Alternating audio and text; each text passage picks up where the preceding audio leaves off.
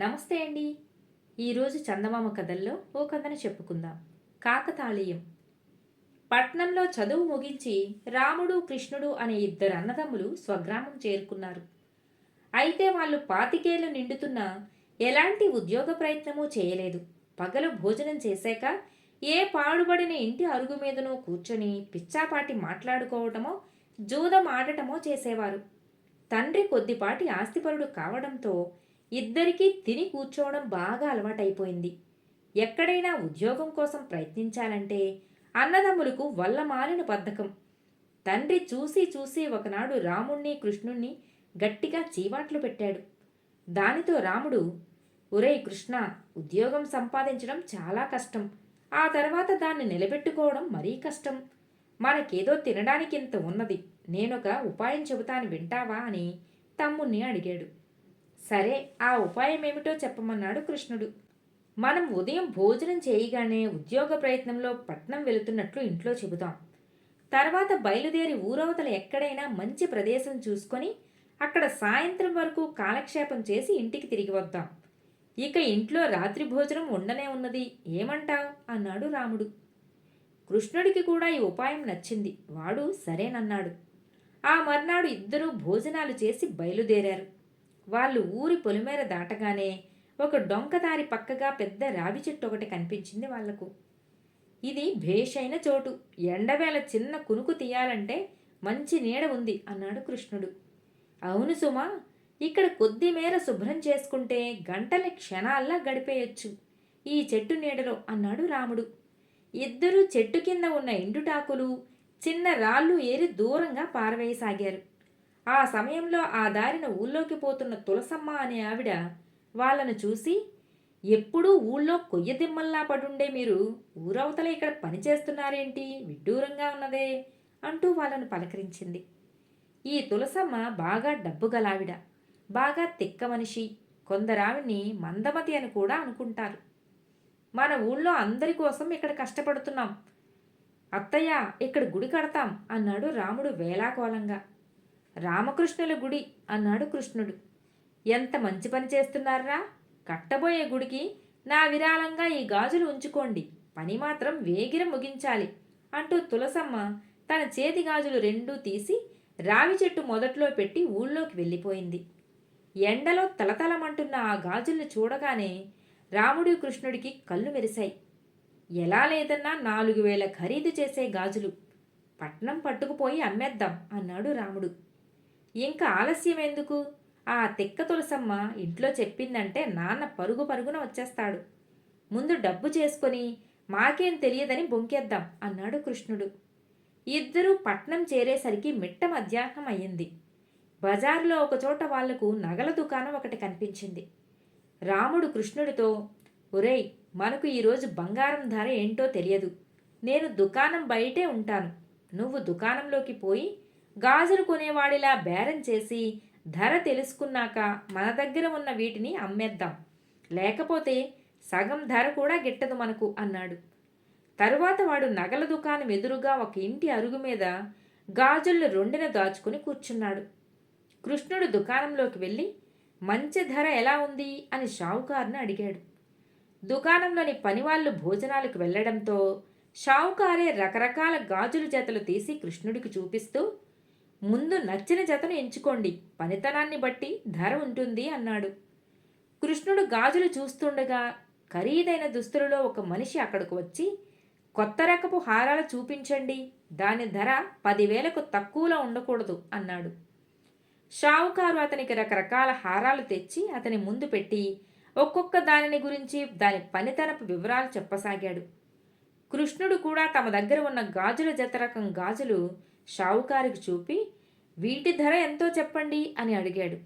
షావుకారు ఆ గాజులు తీసుకుని ధర చెప్పేందుకు ఆలోచిస్తుండగా ఖరీదైన దుస్తుల్లో అక్కడికి వచ్చిన ఆ పెద్ద మనిషి కోపంతో, నేను దివాణంలో ఉండగా దాని యజమాని మరొకరి పని చూడటం నా జన్మలో జరగలేదు.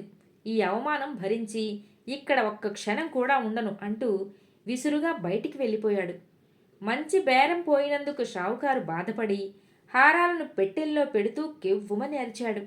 ఒక పెట్టెలోని హారం మాయమైంది. అతడి కేక విని దుకాణం ముందుగా పోతున్న ఇద్దరు రక్షక భటులు లోపలికి వచ్చారు. అది చూసి కృష్ణుడు చల్లగా బయటకు జారుకోవాలని చూశాడు. అయితే రక్షక భటులు వాడి చెయ్యి పట్టుకొని, ఏం కొనాలని వచ్చావు అని అడిగారు కటువుగా. కృష్ణుడికి నోట మాట పెగలలేదు. షావుకారు రక్షక భటులతో, నేను ఈ కుర్రవాడికి గాజులు చూపిస్తుండగా కోపం వచ్చినట్లు నటించి ఆ దొంగ వెధవ 12,000 ఖరీదు చేసే హారం ఎత్తుకుపోయాడు అన్నాడు. రక్షక భటులు కృష్ణుడికేసి అనుమానంగా చూస్తూ, చూడబోతే వాడు వీడు తోడు దొంగల్లా ఉన్నారు. బంగారం గాజులు కొనడానికి వచ్చిన నీ దగ్గర ఎంత డబ్బుందో చూడని అంటూ కృష్ణుడు దుస్తుల్ని వెతికారు. కృష్ణుడి దగ్గర ఒక్క పైసా కూడా లేదు. అప్పుడు రక్షక భటులు కృష్ణుడు మెడ పట్టుకుని, నీ తోడు దొంగ పేరేమిటి, ఎక్కడ ఉంటాడు అని గద్దించి అడిగారు. కృష్ణుడు కళ్ళనీళ్లు పెట్టుకుని జరిగినదంతా వాళ్లకు చెప్పి, తులసమ్మత్తతో వేలాకోలంగా అన్నమాట, నేను దుకాణంలో ఉండగా ఈ ఘరానా దొంగ రావడం ఇదంతా కాకతాళీయం అన్న సామెతలా జరిగి మేం చిక్కుల్లో పడిపోయాం. కావాలంటే రాముడి దగ్గరున్న బంగారు గాజులు తీసుకుని మమ్మల్ని వదిలేయండి అన్నాడు. అయితే ఇక్కడ ఉన్న రాముడు దుకాణంలో షావుకారు పెట్టిన కేకలు, రక్షక భటులు లోపలికి వెళ్లడం చూసి ఏదో గొడవ జరిగిందని పక్కనే ఉన్న సందులోకి పారిపోయాడు.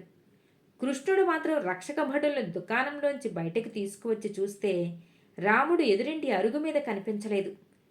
ఇంత చిన్న వయసులోనే నేర్పుగా అబద్ధాలాడటం వంటబట్టిందన్నమాట, పద కచేరీకి అని రక్షక భటులు కృష్ణుని వెంటబెట్టుకుని బయలుదేరారు. ఈ లోపల రాముడు పక్క సందులో చాలా దూరం పరిగెత్తి రాజబాట మీదకి వచ్చి ఒక బాడుగు బండిని ఆపాడు. అప్పటికే అందులో ఒక అతను ఉన్నాడు. అతడు రాముణ్ణి, ఎక్కడికి ప్రయాణం, బండి అతనికి చెప్పావు కాదే అన్నాడు. ఏదో ఒకటి చెప్పక తప్పదు కనుక రాముడు, మా మేనత్తకు ఒంట్లో బాగాలేదు, వైద్యం చేయించాలి, ఈ గాజులు అమ్మి డబ్బు తెద్దామని పట్నం వచ్చాను అంటూ గాజులు ఆ మనిషికి చూపించాడు. అతను ఆ గాజులు తీసుకుని అటూ ఇటూ తిప్పి చూసి, నన్నేం వెర్రిబాగులు వాడనుకుంటున్నావా, నేను ఇవి పూత బంగారం గాజులని కళ్ళు మూసుకుని కూడా కనిపెట్టగలను అంటూ వాటిని పక్కనే ఉన్న మురుగు కాలువలోకి గిరవాటు వేశాడు. దీంతో రాముడు ఒక్క క్షణం నిర్ఘాంతపోయి అంతలోనే తేరుకుని పట్టరాని కోపంతో, నా గాజుల్ని అలా పారవేయడానికి నువ్వెవడివిరా అని అతడి మీద కలబడ్డాడు. ఆ ఇద్దరి తన్నులాటలో బండివాడు పట్టుతప్పి కింద పడ్డాడు. బండి అదుపు తప్పి పక్కనున్న కాలువలో పడిపోయింది. రాముడు, వాడితో దెబ్బలాడుతున్నవాడు బండిలోంచి బయటికి దూకేశారు. ఆ సమయంలో అటుగా కృష్ణుణ్ణి కచేరీకి తీసుకుపోతున్న రక్షక భటులు అటుగా వచ్చారు. కృష్ణుడు వాళ్లకు రాముడు పక్కనున్న వాడిని వాళ్లకు చూపుతూ, వాడే దుకాణంలోంచి హారం కాజేసుకుపోయినవాడు, ఆ పక్కనున్నది మా అన్న రాముడు అన్నాడు.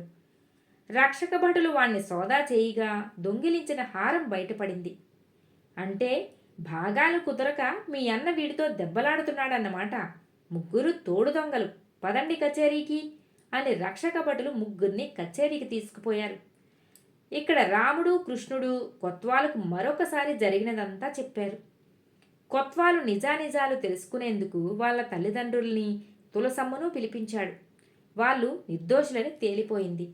ఇంత గొడవకు కారణమైన తులసమ్మ రాముడు, కృష్ణులతో, ఒరేయ్, మీది వేలాకోలం అని గ్రహించే పూత బంగారం గాజులు ఇచ్చాను. ఊళ్ళో గుళ్ళు చాలా ఉన్నాయి, బడే లేదు. చదువుకున్న మీరు బడి పెట్టి పిల్లలకు చదువు చెబుతానంటే ఈసారి నిజం బంగారం గాజులే ఇస్తాను అన్నది. ఇంత జరిగాక రాముడు, కృష్ణుడు కూడా ఇక చదువుకున్న సోమరుల్లా తిరగడం క్షేమం కాదనుకున్నారు. ఏడాది తిరగకుండానే చల్లని రావి చెట్టు నీడలో తులసమ్మ బడి ప్రారంభమైంది. కథ సమాప్తం. మిత్రులారా, మరో కథతో మళ్ళీ కలుద్దాం.